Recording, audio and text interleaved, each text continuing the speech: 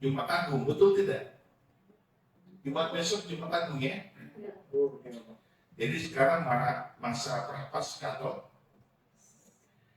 Nah, firman Tuhan yang saya dapat dari Tuhan adalah, kalau saudara senang dengan khotbah-khotbah yang berjudul ya, saya menamakan ini jalan sunyi.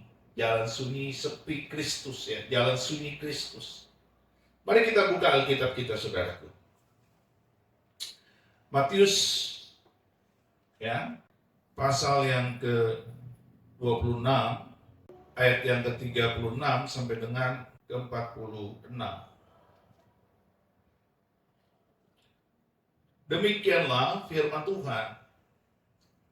Maka sampailah Yesus bersama-sama murid-muridnya ke suatu tempat yang bernama Getsemani. Lalu ia berkata kepada murid-muridnya, "Duduklah di sini sementara aku pergi ke sana untuk berdoa." Dan ia membawa Petrus dan kedua anak Zebedius sertanya. Maka mulailah ia merasa sedih dan gentar. Lalu katanya kepada mereka, "Hatiku sangat sedih seperti mau mati rasanya. Tinggallah di sini dan berjaga-jagalah dengan aku." Maka ia maju sedikit, lalu sujud dan berdoa. Katanya, "Ya Bapakku, jikalau sekiranya mungkin, biarlah cawan ini lalu daripadaku. Tetapi janganlah seperti yang ku kehendaki, melainkan seperti yang Engkau kehendaki." Setelah itu ia kembali kepada murid-muridnya itu dan mendapati mereka sedang tidur.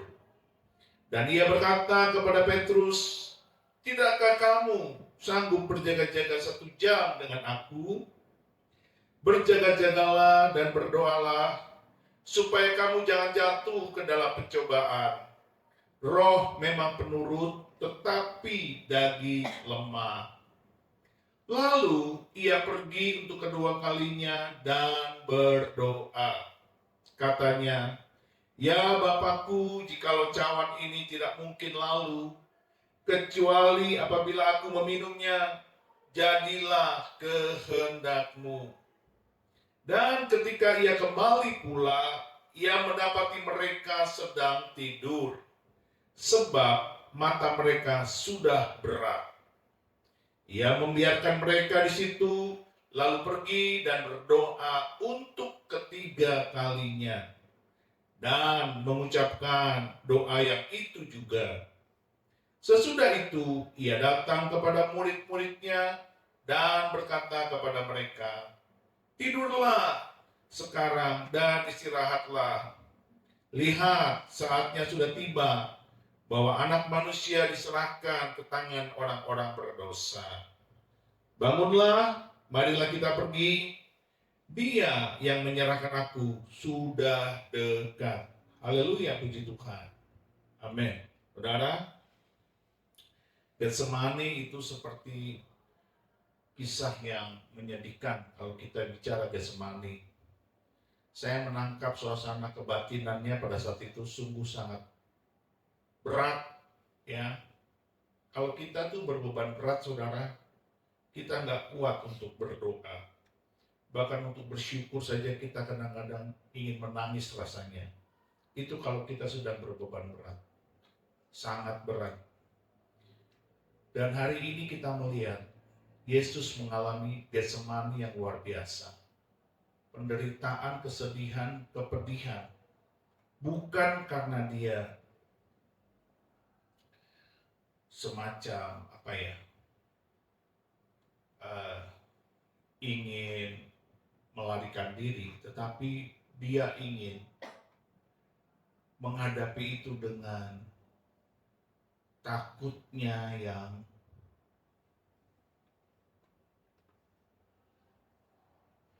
seperti manusia alami. Saudara, kalau kita tahu ya, di depan kita itu ada masalah yang berat, dan itu sangat tidak mungkin kita bisa menghandle-nya, kita pasti ketakutan, saudara.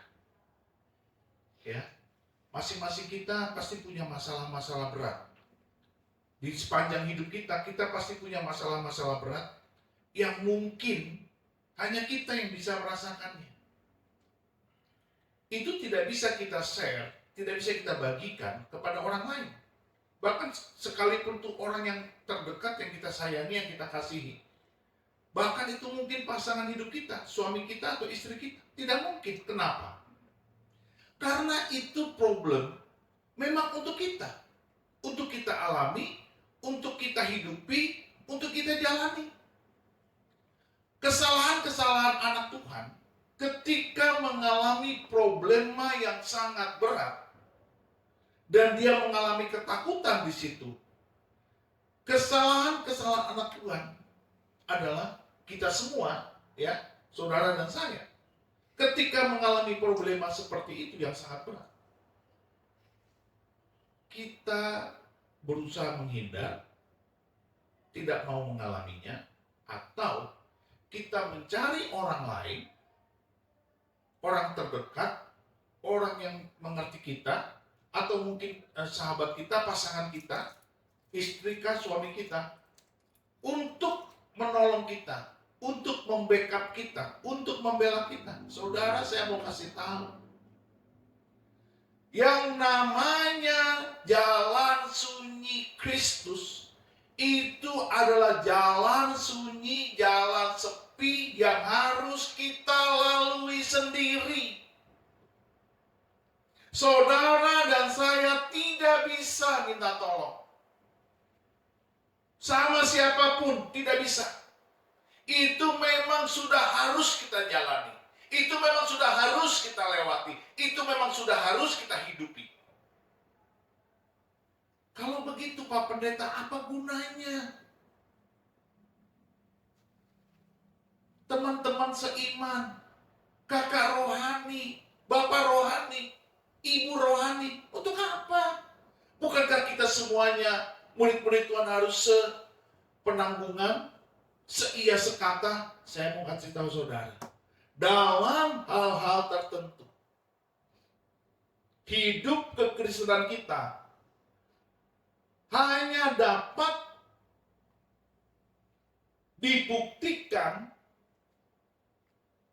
keimanan kita sungguh-sungguh kuat, sungguh-sungguh manjur, sungguh-sungguh mengandalkan Tuhan ketika saudara dan saya melewati jalan sunyi, jalan sepi, perjalanan problema kita. Kristus, Yesus, ketika dia pergi ke Getsemani itu, dia sudah tahu siapa yang akan mengkhianati dia. Dia sudah tahu siapa yang akan lari daripada dia. Dia sudah tahu siapa yang tidak akan berdoa bersama-sama dengan dia. Dia sudah tahu, karena dia akan sendirian. Dia akan sepi. Dia akan mengalami kesunyian. Walaupun di tengah-tengahnya, di antaranya adalah teman-teman, sahabat-sahabatnya, murid-muridnya, orang kepercayaan yang dia andalkan. Dia berkata begini, mari kita lihat. Lalu ia berkata kepada murid-muridnya, duduklah di sini, sementara aku pergi ke sana untuk berdoa. Dia sudah memberikan sebuah kesempatan kepada para murid untuk bersama-sama dengan dia. Ada 3 orang. Ada Petrus, ada Yohanes, ada Yakobus. Yohanes dan Yakobus itu bersaudara, anak-anak Zebedius, keluarga Zebedius. Dia mengajak mereka, orang-orang kepercayaan dia, orang-orang yang dapat diandalkan. Yohanes sangat dikasihi, Petrus sangat dipercaya. Yakobus nanti akan menjadi uskup yang pertama. Kalau di dalam gereja Katolik menjadi paus. Tapi biasanya mereka menyebut Petruslah paus. Tapi yang pertama menjadi uskup itu Yakobus di Yerusalem. Orang-orang yang dikasih dan orang-orang yang dipercaya. Tetapi dia mau sendiri. Dia tidak bertiga, berempat ya, bertiga diajak lalu berempat berdoa bersama. Kalau kita sekarang pujian penyembahan bersama, yuk dukung aku yuk, doa yuk. Aku butuh kekuatan nih. Yuk kita doa bersama. Enggak bisa gitu. Enggak begitu mainnya Tuhan. Mainnya Tuhan, kamu sendirian berhadapan dengan aku. Kamu sendirian menyembah aku. Kamu sendirian melakukan pujian. Kamu sendirian berdoa. Aku akan menunggumu, aku akan menantimu. Aku ada di sini bersama kamu. Kita berdua. Tidak bareng-bareng. Jadi ketika Yesus sebagai manusia Yesus, dia memberikan contoh kepada kita. Aku nggak bisa melalui jalan sunyi ini mengajak kalian. Karena ini memang aku harus alami. Yang mengerti katakan amin. Jadi mulai sekarang saudara jangan baper begitu ya. Kalau saudara punya problema yang mungkin buat saudara itu berat, lalu saudara merasa tidak dipedulikan oleh teman-teman seiman, oleh saudara-saudara seiman, bahkan mungkin dengan orang yang saudara kasihi. Jangan baper. Karena kita punya jalan sunyinya sendiri. Jalan sepinya sendiri. Ini orang Kristen harus paham loh. Jadi jangan mentang-mentang kita keluarga Kristus, lalu kita saling tolong-tolong. Enggak selalu begitu mainnya. Tuhan ingin kita punya sendiri cara mengatasi problemnya kita. Tujuannya apa? Nanti kita lihat. Mari kita lihat. Ya. Ayat yang 38. Lalu katanya kepada mereka, hatiku sangat sedih, seperti mau mati rasanya. Tinggallah di sini dan berjaga-jagalah dengan aku. Sebenarnya dia mengajak mereka, berjaga-jagalah dengan aku. Tapi kan posisinya murid-murid yang 3 itu tinggal, lalu dia pergi ke sana sendiri, ke bukit yang lebih tinggi. Betul tidak? Tapi dia mengharapkan para murid juga berdoa. Berjaga-jagalah dengan aku, maksudnya kamu juga punya jalan sunyinya sendiri. Ayo berdoa. Karena nanti terbukti ketika mereka mengalami ketakutan dan pengancaman oleh orang-orang yang mengetahui mereka bahwa mereka murid-murid Kristus, mereka takut dan akhirnya lari, berkhianat, gagal. Yesus bilang, aku seperti mau mati rasanya. Hatinya sangat sedih. Saudara pernah seperti itu? Pernah? Pernah pasti. Kalau nggak seperti itu berarti saudara robot. Siapa di sini yang robot? Enggak kan? Kita ini manusia yang terbuat dari darah dan daging, tetapi di dalam kita ada roh Tuhan. Dan di dalam roh Tuhan itu, roh itu akan mengajak kita untuk melakukan, mengalami jalan sepi, jalan sunyi Kristus. Di mana kita di situ merasa seperti mau mati rasanya. Sangat sedih. Maka orang yang tidak di dalam Tuhan, saya mengerti, mereka akhirnya bunuh diri. Karena dikatakan di sini, seperti mau mati. Karena dia sudah mengalami, aduh udah berat nih, sangat berat, udah gak kuat nih. Udah menggoyang dengan mati deh. Mana tali tambang. Untung tali tambangnya gak kuat. Jadi begitu dia gantung, putus, dia masih hidup. Ngeri lah saudara, masa sungguhan. Iya kan? Jadi kita kasih contoh, dia masih hidup. Ketika Yesus berkata, hatiku sangat sedih, sangat, itu luar biasa saudara.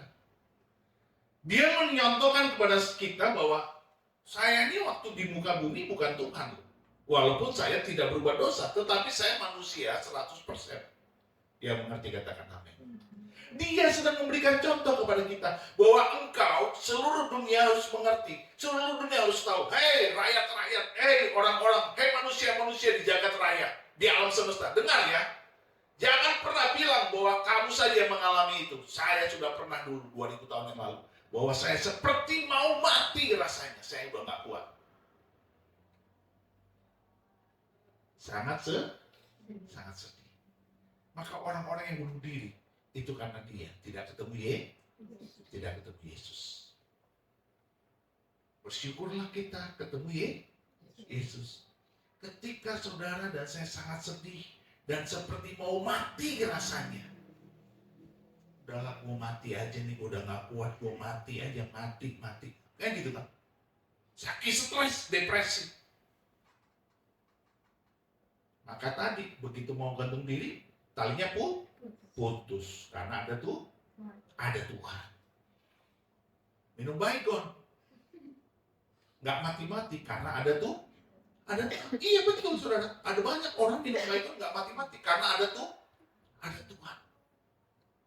Itu sebabnya jalan sunyi Kristus harus kita alami supaya kita ketemu Tuhan. Tujuannya apa? Tujuannya cuma satu. Kita supaya semakin mengenal Kristus, mengenal Tuhan.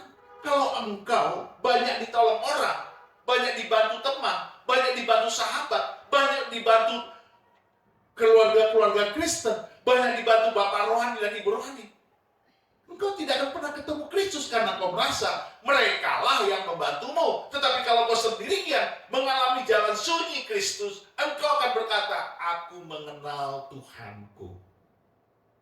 Amin. Itu akan bangkit gak iman kita? Bangkit saudara. Bangkit sebangkit-bangkitnya. Maka saya senang kepada anak-anak Tuhan yang sering curhat hanya kepada Tuhan. Curhatnya hanya kepada Yesus, hanya kepada Roh Kudus. Curhatnya hanya kepada Tuhan supaya dia semakin mengenal Kristus lebih dalam lagi. Janganlah kita mengumbar problema kita di sosmed. Itu membuktikan kita tidak rohani dan tidak dewasa. Apa tujuannya? Pak, tolong dong Pak, bantu Pak. Lalu dia kirimlah foto-foto.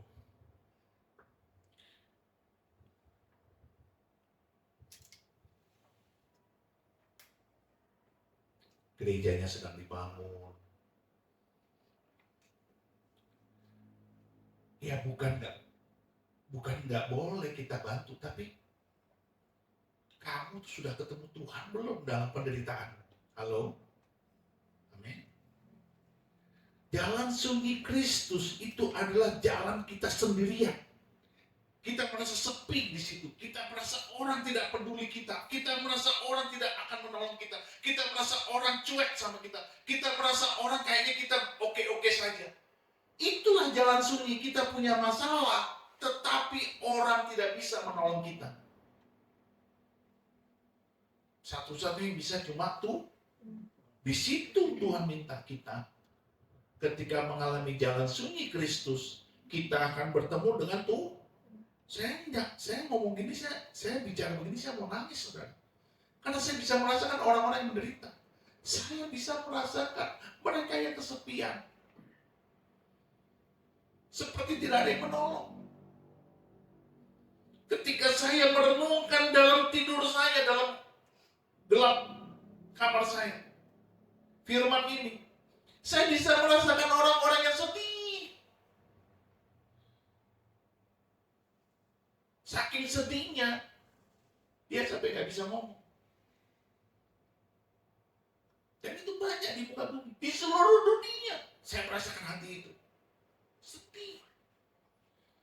Tapi saya bilang sama Tuhan, Tuhan, jamah mereka, berikan kekuatan. Kau Allah yang baik. Apapun imannya, apapun kepercayaan, apapun agamanya, orang-orang seperti ini banyak sekali Tuhan. Apalagi anak-anakmu yang merasa kesepian sendiri, menderita Tidak ada yang menolong.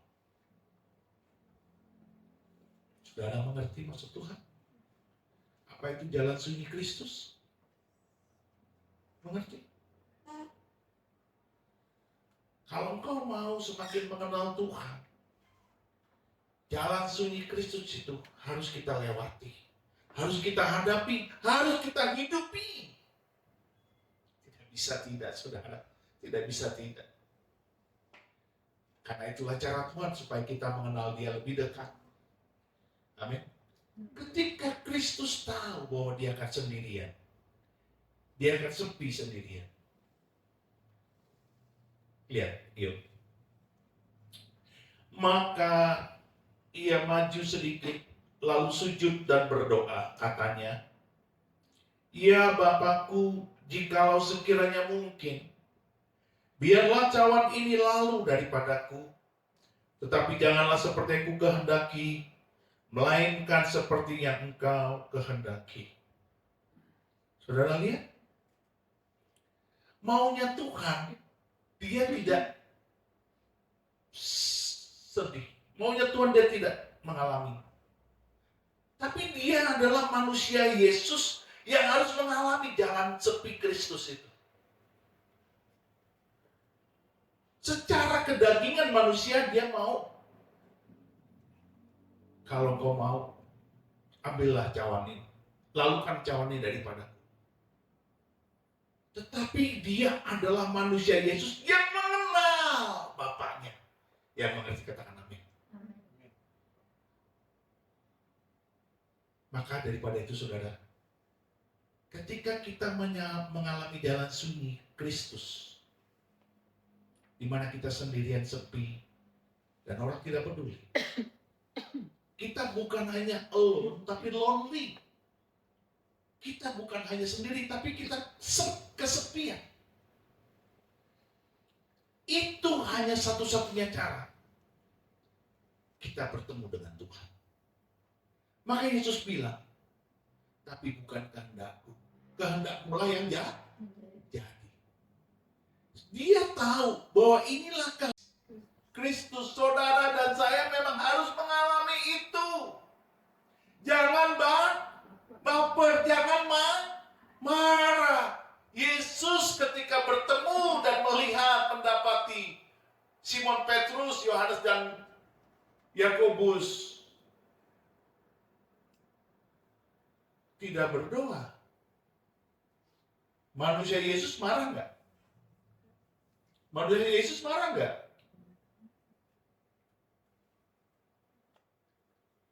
Manusia Yesus bilang apa? "Tidak dapatkah kau bertahan 1 jam saja dengan aku?" Saudara, jangan sampai jangan sampai saudara sedang mengalami jalan sepi Kristus, saudara nggak tahu bahwa itu jalan sepi Kristus, saudara. Itu jalan sunyi Kristus, saudara. Mungkin orang-orang yang saudara ceritakan, saudara curhat kepada dia cuma bisa mendengar, tapi tetap dia tidak bisa menolong. Kenapa? Karena itulah saatnya saudara dengan Tuhan harus berperkara. Saudara dengan Tuhan harus semakin kenal, semakin dekat, semakin intim, semakin tahu kebenarannya. Karena kalau saudara tahu kebenarannya, maka kebenaran itu akan memerdekakanmu. Yohanes 8 ayat 32. Ini tujuannya, jalan sunyi Kristus.